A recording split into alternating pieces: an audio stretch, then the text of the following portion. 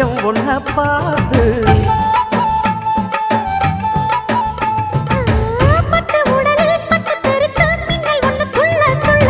வெக்கம் துடிக்க விளக்கணைக்க ஜன்னல் கண்ணை மூடிக்கொள்ள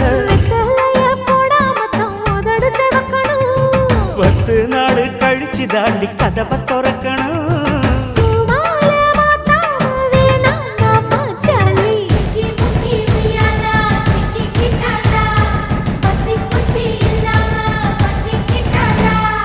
மச்சாங்கிட்ட முந்தானைய தந்து வப்பாளா